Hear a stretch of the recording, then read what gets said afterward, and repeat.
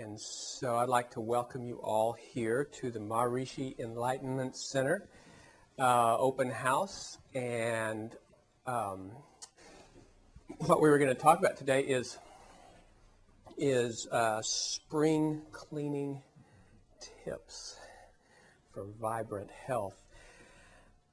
Now, this talk presupposes that you're somewhat familiar with Ayurveda. And some of you may be very familiar with Ayurveda, and some of you may not at all. Who's ever heard of Ayurveda before? Almost everybody? Okay, good. In Ayurveda, which is consciousness-based medicine, which is the indigenous medicine to India, which is the oldest form of natural medicine in the world, and has been gaining more popularity these days in the West because of its ability to create balance in the physiology and its ability to keep somebody well. The main focus of Ayurveda is prevention. There's a lot to offer, especially in the West, where we are very familiar with chronic disease. They call it chronic disease because they don't know what to do with it. There's no cure. So often there's some kind of symptom suppression that goes along with chronic disease. And 40 million Americans have some form of chronic disease. So Ayurveda has become well known for its ability to create balance in the physiology, keep somebody well as treat some of the more difficult to treat chronic diseases. But since prevention is the main thrust of Ayurveda, then that's what we wanted to kind of mention today, talk about today, is cleansing. We call it spring cleaning. So in natural medicine, it's so intuitive that whatever is going on outside of you in your external physiology is also going on inside you. Everything's connected through that unified field of pure consciousness. Everything is connected with everything else. Okay, and so when it turns spring, what do? There's a natural desire to start cleaning things. I mean, we have a term for it, spring cleaning. And so that tendency that people have to start cleaning things in the spring is just a reflection of something that's going on in nature. And that is, spring is a time that the body will naturally start to cleanse itself. And so in Ayurveda, we want to make use of that tendency and enhance it, because from that spring cleaning, then you can have a whole season or two of health without some of the health problems. What makes it even more to the point in the West is that spring is is the time when a lot of people start to become symptomatic because of that cleansing process that the body's trying to do. People will start to come up with symptoms like allergies, right? And so it's a very timely talk approaching the spring season. So what happens in the spring is that we go into what is called kapha season. If you're familiar with Ayurveda, then you may have heard of the doshas, Vata, Pitta, and Kapha. Okay, and they're called doshas. What they are the intelligence, the intelligent principles in nature that run everything. They run your physiology. They run what's going on in the seasons. They run everything. And so it's really good to go to the switchboard there where the intelligence operates from, which is inside of each one of you. And from there, we can influence health and create balance.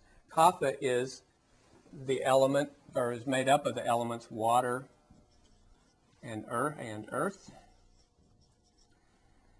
Its season is spring, so around here it's probably from February or March till May or June. That time frame. Its qualities are cold, heavy, sweet, sticky, soft, slow. Okay. And it rules things like the seat of Kapha is in the lungs, and it rules all watery kind of things, so water balance, intracellular fluid, extracellular fluid, the mucous membranes that need to be lubricated all the time. So those are all qualities of Kapha and the jobs of Kapha, which is why when it's Kapha season, then if the body starts to detoxify, a lot of times you will feel it at the seat of Kapha, which is in the lungs or up in the upper respiratory tract, thus the allergies and things. And so Kapha itself, having these cold and heavy and sweet and sticky and soft qualities, tends to, when it starts to move in the spring, as if you were in a climate that had snow, it would start to melt during that time. And that melting and starting to flow, that's Kapha. That's under the auspices of Kapha, is the watery flow, and it's cold, but it's wet. Okay? And the other thing that happens in the winter, in early spring, is that the channels in the body, which we call shrotas. A shrota is anything that something passes through to get to somewhere else. So the colon is a big shrota. The small passages in the liver between the liver cells, the canaliculi, very tiny little passages, they're shrotas. And so they can be micronutrient channels, or they could be as large as the colon. They tend to, when it's cold, they tend to shrink.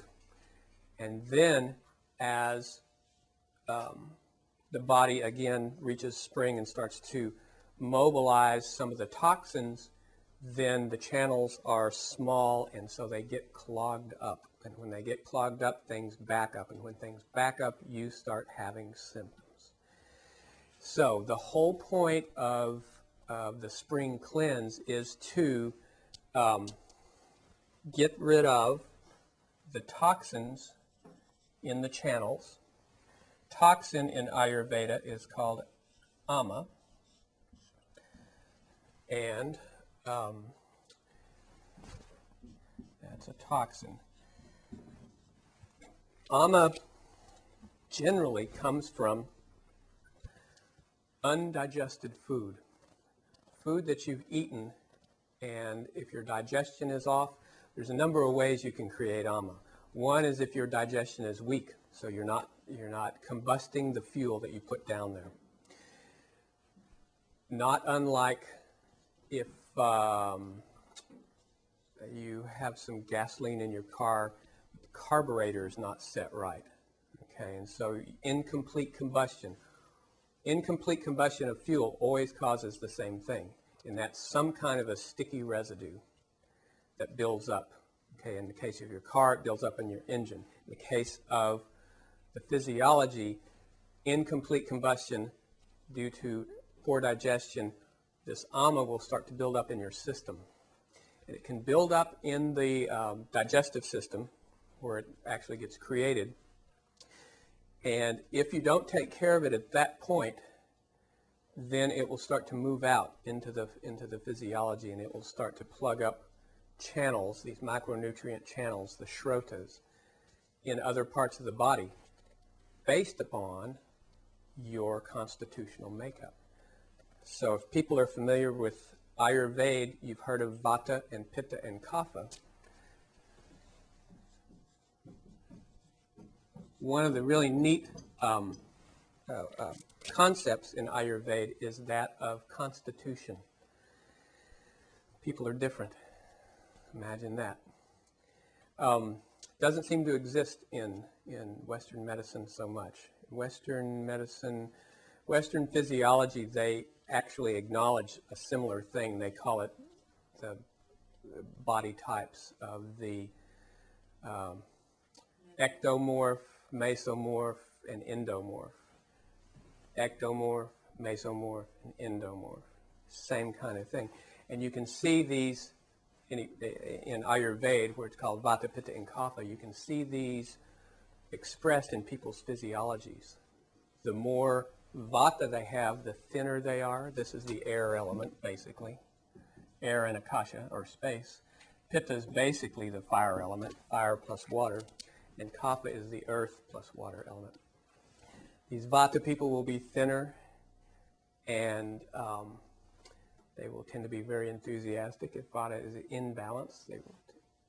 And Pitta people tend to be medium build, light skin,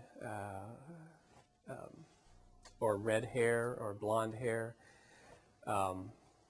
Tend to be very organized and very time driven.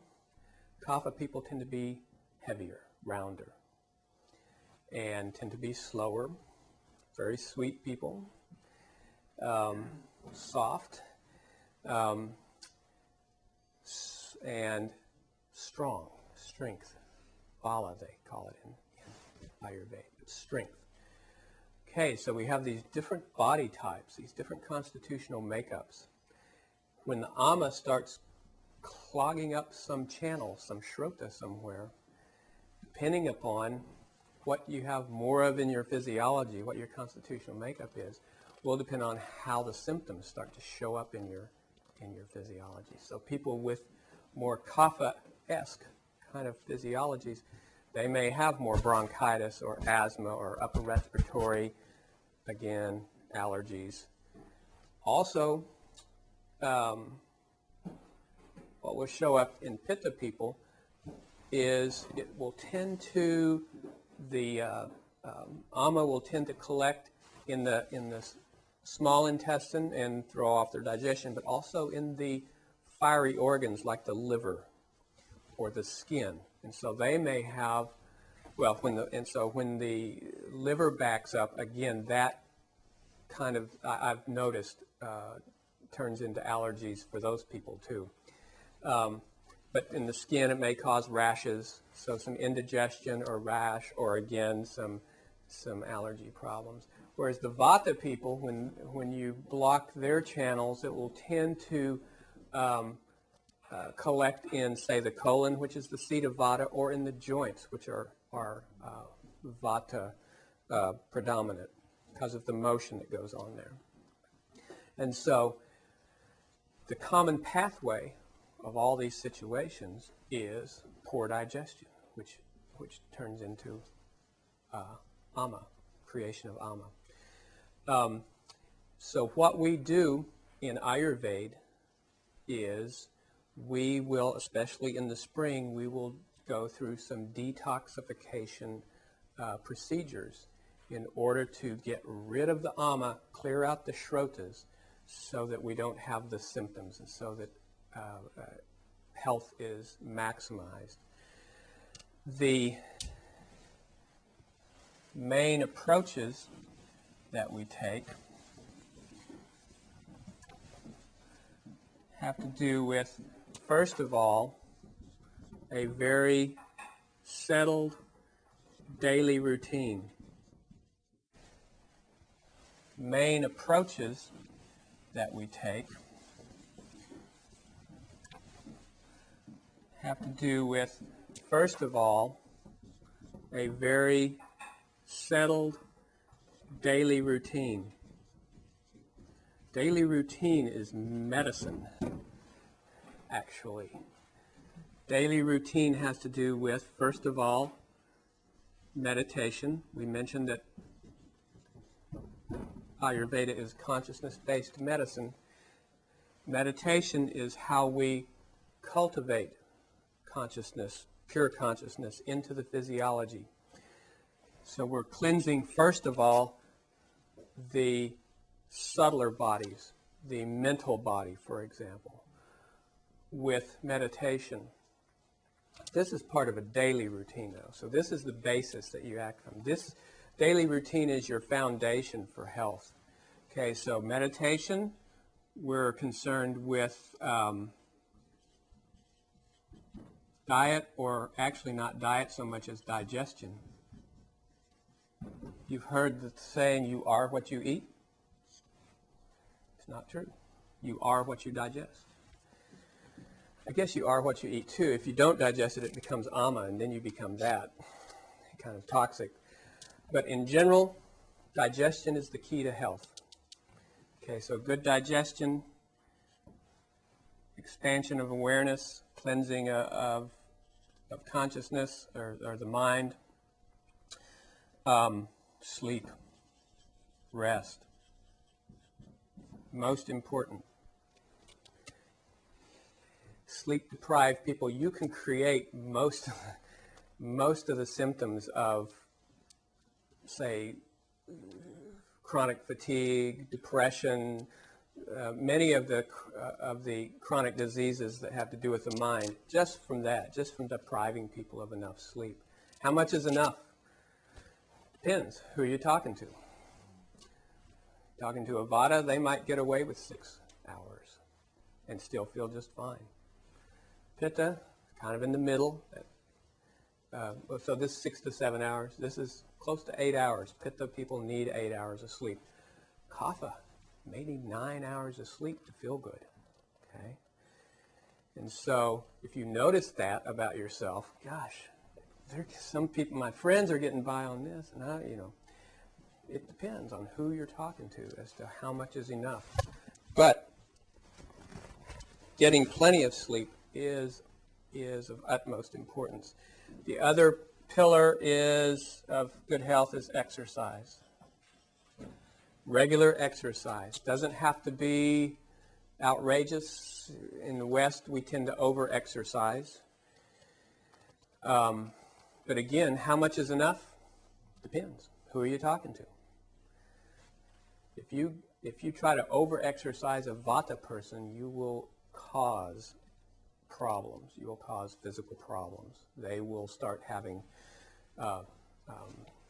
physical imbalances that they will experience as fatigue and pain and these kind of things. Pitta has to have exercise to burn up emotional energy. That fiery nature of theirs needs regular exercise, almost like to the point of sweating, that kind of exercise. These guys, Vata, they can get by with just walking and some yoga asanas. Yoga, asanas, and walking are the standard Ayurvedic type of exercise. Other things can be added depending upon what somebody needs, but that's kind of basic. Kapha needs, is going to be the least likely to want to exercise, but it, again, is medicinal for Kapha. Earth and water tend towards, the earth element actually is the principle of inertia, heaviness and inertia. And so getting a Kapha moving can be a challenge, but once they get moving, they'll feel a lot better. It's just they won't be inclined to do that. Okay, so these people, weight training, kind of resistance exercise, it's medicine for them. It'll cause imbalance in a Vata person. Pitta, it's kind of in the middle. So the idea, though, is this is the basis of good health, is meditation, good digestion, good sleep and rest, and exercise. Now, on top of that, what we do in Ayurveda, in the spring especially, is a detoxification program. Detox starts with preparation, and then it has the actual cleansing, and then it's post-cleansing.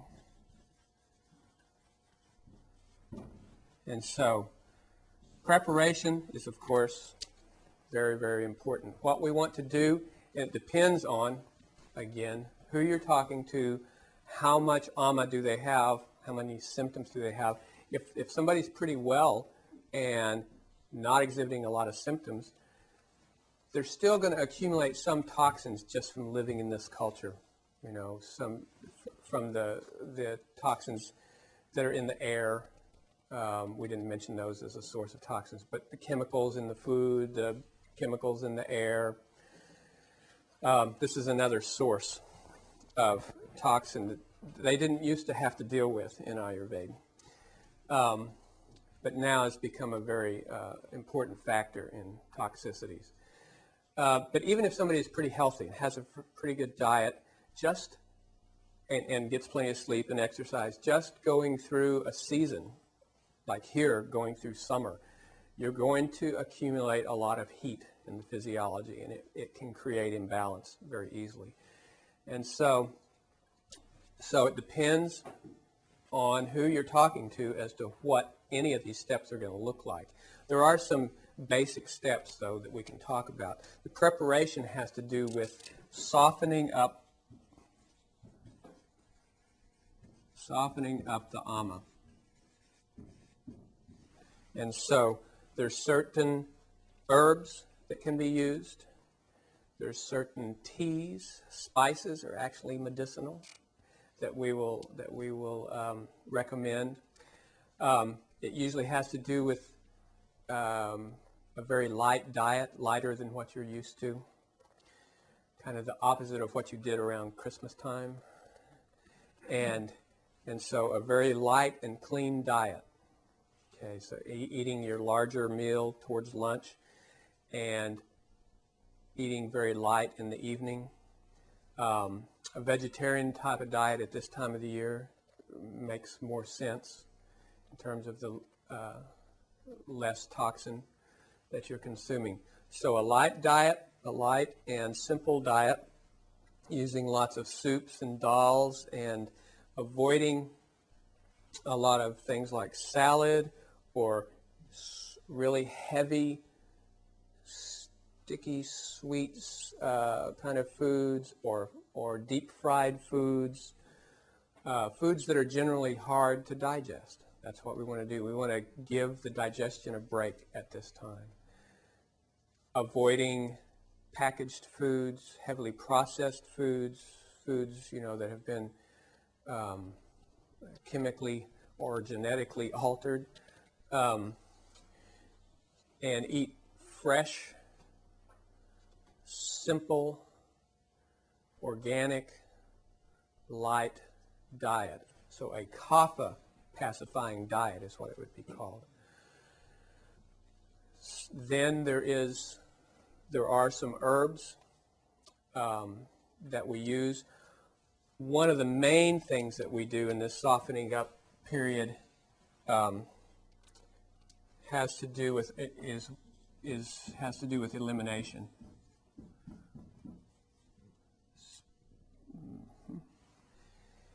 And so we want to use things that will increase elimination. Elimination is very important, obviously, when we're talking about health and detoxification especially. So we use herbs that will help elimination, and then we use some herbs that will soften up or start to dissolve the ama. So this herb is called Triphala, very famous Ayurvedic herb. There's some others that could be used, but that's a real common one. Spices that will help soften ama. All the digestive spices, but especially things like ginger, and cumin, coriander,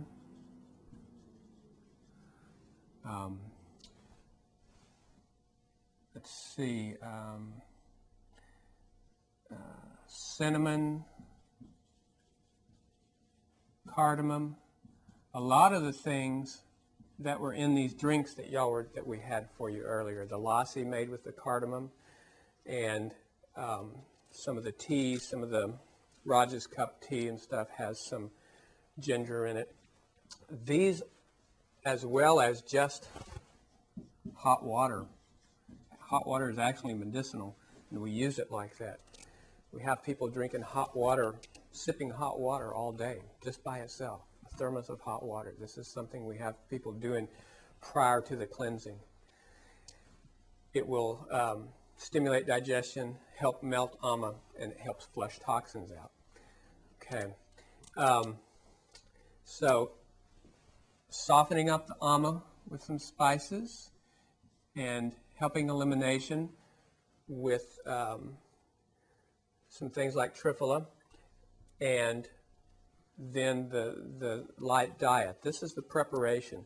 And after somebody is prepared, then we move on to cleansing. Cleansing is a twofold thing. We have a home cleanse that somebody does, which is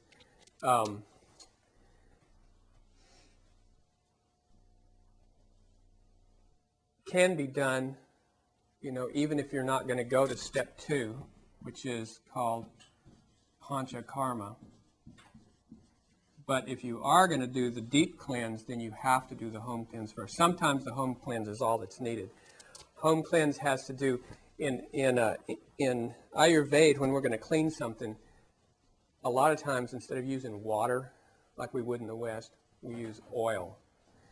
And so in the home cleanse especially, we're using lots of ghee. Has anybody heard of ghee before? Clarified butter?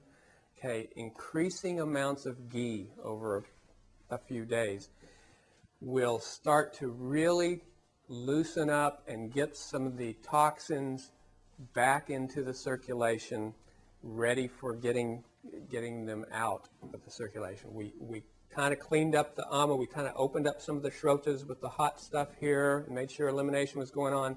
Now we're going to mobilize the toxins, and so we have the ghee, especially, and the wisdom of using oil to clean things is that most toxins, especially most Western-based toxins, organic chemicals and pesticides and fertilizers and things that end up collecting in the system, are actually fat-soluble. You couldn't clean those with water. You couldn't have enough water in your system to affect them at all because they dissolve in fat. And so when we have this increased amounts of ghee going in the system, it tends to dissolve some of those toxins and get them back into the system and ready for release.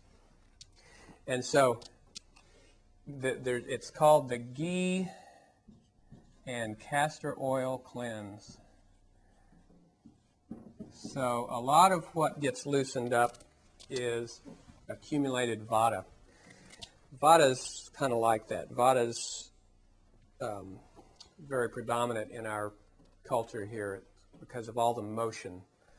Since vata rules everything that moves, then that tends to collect a lot in the physiology. And another kind of Ayurvedic rule is if you balance vata, the other guys will kind of more easily get in balance. And so the ghee loosens up toxins and excess vata, and then the vata itself, as well as the toxins, will kind of start to collect in the colon. And then the castor oil comes along and moves everything out. Okay, so That's the home prep, and that's the first stage of cleansing. And like I said, sometimes that's enough.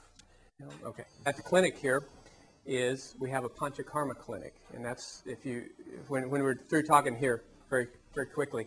If you want to go upstairs, you'll see some treatment tables up there, and there's a room up there, the treatment room, where we do the Panchakarma treatments. And so, generally, what Panchakarma consists of in the West, it's a little bit different from what might go on if you went to have Panchakarma in India, in that two of the five cleansing actions, one of them is very good for kapha, but it has to do with, it's called vamana, and so it's vomit therapy. It's very good for getting rid of kapha, but we don't have too many takers over here, not too many people interested. The best, pitta, the fire element, lives in the blood, and the best way to get rid of excess fire is to actually get rid of some blood. And so bloodletting is one of the actions. I've used this before in the West, but what I'll usually do is just tell people to go donate, go to the blood drive and donate a quart. And so that's doable, but not not here in the clinic. The other approaches that we use are what happens when you come for Panchakarma are called abhyanga, which is an oil application. It's not exactly a massage, but it's using herbalized oils. Again, the oil is what really dissolves toxins well. Which oil we use depends on who's getting treated. Vata person has a certain there's certain herbs that go into the Vata oil, certain herbs that go into the Pitta oil. Okay, so, but this oil application, hot oil application that lasts, an hour or so, is one of the first things after you've come in for treatment that happens. The other is called Shirodhara. Is there an H there? Dara. Okay. And this is a really interesting, this is my personal favorite. You're lying on this table there after you've been had this oil applied for 60 minutes or so, and you're lying on that same table, and they will take that same herbalized oil and put it in a container over your head, cover your eyes, and you're very relaxed by then. You don't think you could get any more relaxed. But then they start pouring this warm, herbalized oil on your forehead, and then kind of move it back and forth and back. Y'all getting relaxed just hearing about it, right? And it's very, very soothing to the mind. It seems to take a lot of the vata out of the mind and relax, and now even deeper levels of relaxation. After that, there is a treatment called Basti. Closest thing we have to Basti in the West, you would understand this as colon cleansing or enema therapy. That we can do, and people don't seem to mind that as much. Plus, it's the seat of Vata, so it's a very direct way to get rid of excess Vata. There's different kinds of Bastis that we use. Depends on which day of treatment that you're going through. And so the last treatment that we have here available is called Swedna. Actually, Swedna is a sweat. So again, this is we have a sweat tent, and we use some herbalized steam in the sweat tent, and given in a very prescribed manner, in a specific way, this heat will tend to open up the shrotas again and allow toxins to be mobilized.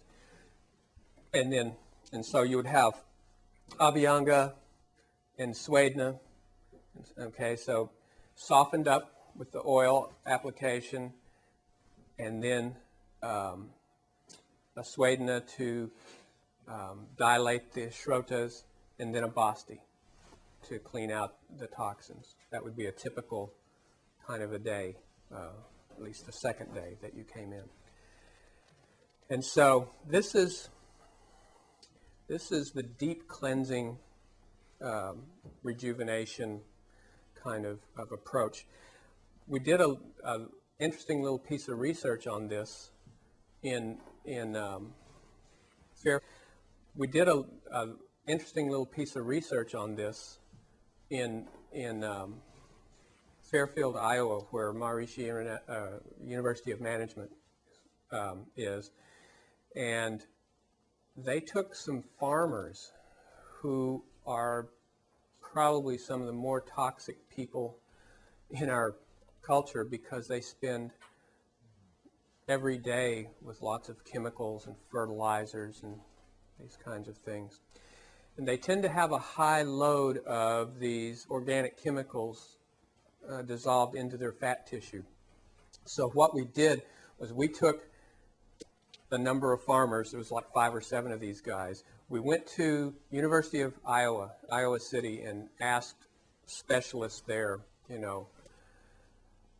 how much detoxification would you consider significant? How much, using whatever y'all can use, whatever you have, to get rid of toxins, how much would you consider a lot?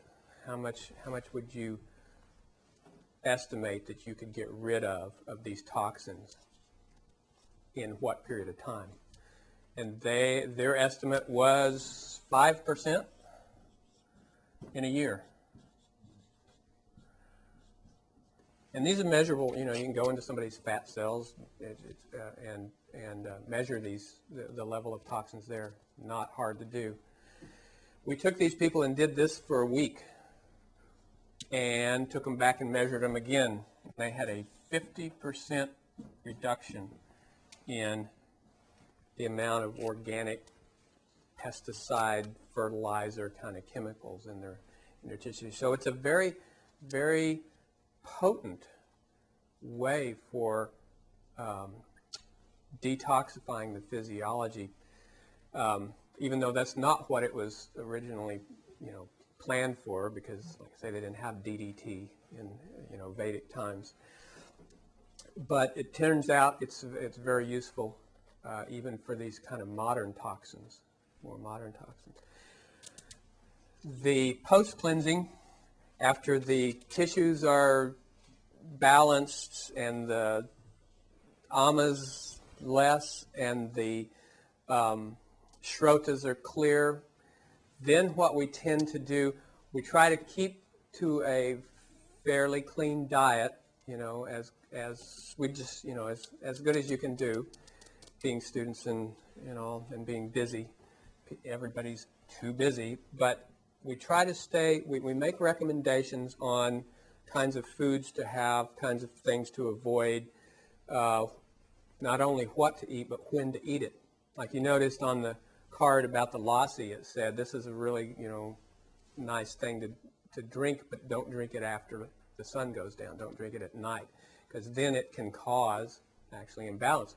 After the sun goes down, remember how we said earlier, everything's connected, right? And so the fire that goes across the sky, the sun, is connected to the fire that runs your digestion. When the sun goes down, your digestion gets less.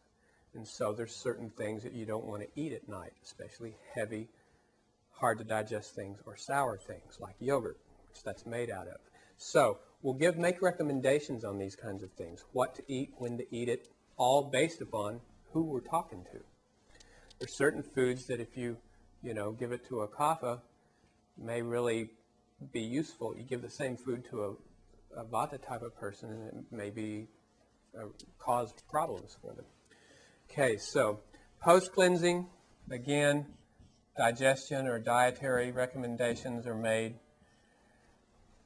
We'll make the same recommendations as where we started, which has to do with the daily routine, meditation, regular meals, regular exercise, regular sleep.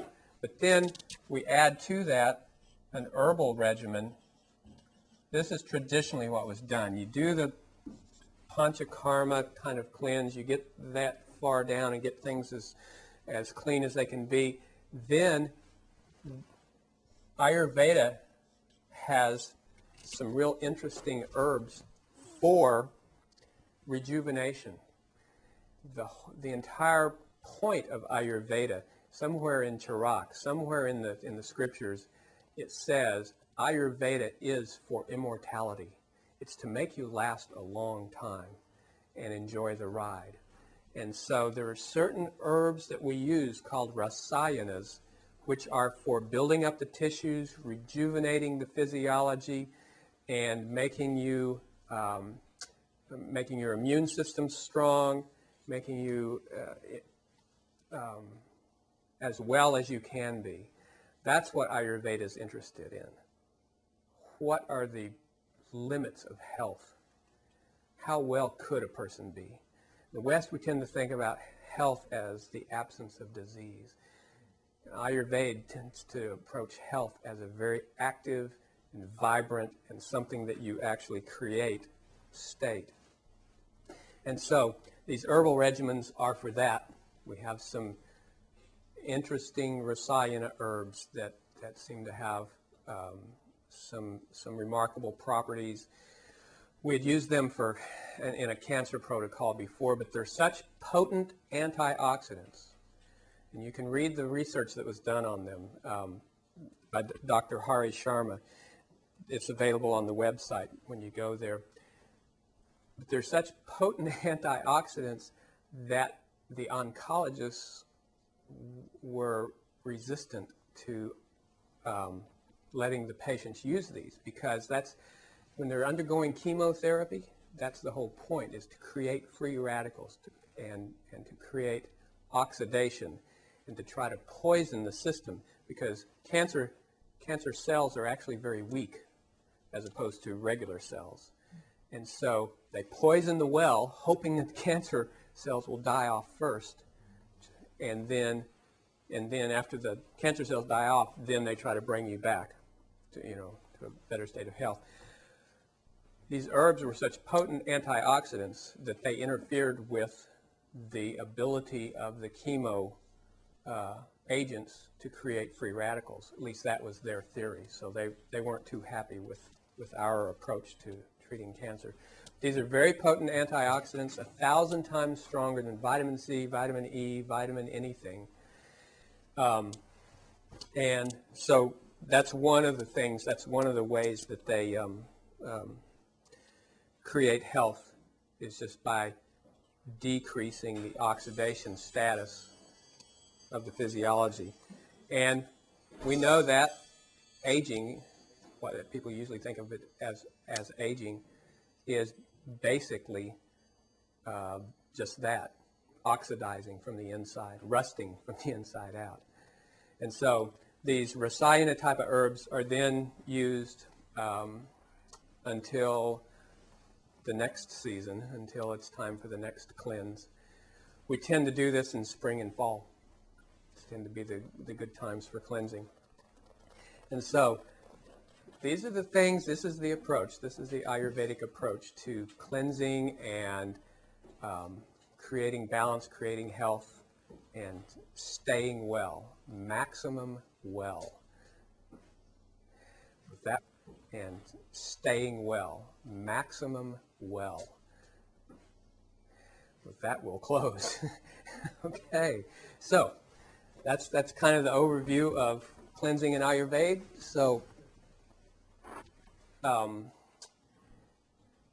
if we have any questions on anything we talked about today, or anything about Ayurveda or meditation or anything at all. Jim, you mentioned that the research with the rasayanas and the cancer. Oh, yeah. You didn't tell any The web. Was there some positive outcome? Yeah, and all I said was you can go look at the results on MAPI.com and then just click on research. Dr. Sharma, it was actually mouse studies that he was doing, and it was mostly done on breast cancer. They have a model for creating breast cancer in lab rats. They can feed you these chemicals. They can feed the rats these chemicals and actually create breast tumors. And so he did a study where he was either giving them the Amrit Rasayana before they got the chemicals that create tumors. Some he was letting them get tumors and then giving it to them like that at the end, and then the control group, which got neither. And it seemed to be protective. The ones that got it before induction, before cancer induction, seemed to be a lot more immune to being induced. And the ones that got it after induction also seemed to be able to, it seemed to stimulate the immune response against the tumor cells. So he had some really interesting findings. And again, all that's available at MAPI.com. Who were doing the study, the lab workers were taking the Amrit themselves, and they were seeing the results, and the rats, they started eating it. They were getting the rats Amrit, so it kind of threw it. No, I don't know what they were doing. Okay, yeah. I had a question. You mentioned actually not eating salads. Yeah. I was curious How about that? to know more about I love that. Yeah, usually when I give that Ayurveda 101 talk, I'll just say, I'll go in and do that. Okay, so Western health food. What's healthy? Tell me one healthy food. And then invariably, somebody, salad. And I use that as a point to talk about, okay, describe salads. No, let's describe vata, the qualities of vata. We talked about what kapha was. Qualities of vata: cold, dry, rough, light, quick. What have I just described? The salad bar. So for vata type people, salad is poison. It will actually create problems for them. You give that same to a little bit of it to the pitta, and it'll feel good. You give it to kapha, and it'll be medicinal. It'll lighten them up. But in general, what I was saying was that, or the reasoning behind what I said is that salads are hard to digest. What raw food like that, like salads, is basically hard to digest. Number one is that what you do when you cook food is you're pre-digesting it. And so you increase the assimilation, you increase your ability to get the nutrients out of it. Your physiology is not really set up for breaking down cellulose, just to eat raw greens and things like that. It's taxing to the digestion, and not much digestion happens on those kinds of things. And so during the cleansing and the preparation leading up to the cleansing, we're trying to give the digestion a break, and so we avoid raw foods like that, especially. But that's the story on salad. Again, it depends on who you're talking to as to whether it's a good food or not. And it's funny, it's just ironic, but these guys will be the least inclined to eat salad. But those are the guys that it'll help the most. These guys will actually want to live on salad. And those are the guys who need it the least.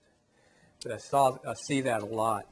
I had a, like you go into the yoga center. Who's teaching? These guys are teaching usually, or at least back in the 70s or 80s when this happened. one of my early Ayurveda consultations that I did, a yoga teacher in Dallas. She came in and she could just barely get up the stairs, to get into the consultation. While I was taking her pulse, she almost passed out. And, so what do you eat? Salad. It's so purifying and cleansing. How do you know that? Because I feel so weak. I'm detoxifying. Wait a minute. Okay. And that was the understanding from Western health food during that time, the 70s and 80s and stuff. And I was telling her lots of things to do. Well, she's just a yoga teacher. She doesn't have any money for herbs and, this and that and the other. So I basically told her, okay, well, we'll do this on things that you can afford. One, get some Vata tea to help tame the Vata, and eat cooked food. Cooked food with ghee in it, Put some substance in the food. And we didn't do a whole lot else. I mean, I told her what to avoid stimulants and coffee and cold things and dry things and rough things, that aggravate Vata to no end. But simple things, a box of Vata tea was like $6 or something, and cook your food, eat regular meals and eat cooked food. And then I ran into her at Whole Foods, it was a year later, I think, and, oh yeah, how'd you, and she was fine. She had gotten married, had kids, she was able to function a lot better. But I used to see that a lot more than I do these days. But people wanting to live on salads and raw foods like that can actually create some problems. Any other questions? Well, thank you for your attention. We'll do a drawing and see, who wins what. And you can feel free to look around, talk to Scott, talk to Steve, David, Patricia, the Patels. They know a lot about Ayurveda. She's actually been trained at Ayurveda College in India, and she may be doing some work with us here soon. That'll be fun. And look around through the store. There's lots of fun things in there, lots of herbs and spices and teas and useful things like that. And if you want to see upstairs in the Panchakarma treatment area, then feel free to walk up there. It's at the top of the stairs, or we'll take you up. And I'll be available for questions, as will anybody, all these other people. So thank you very much.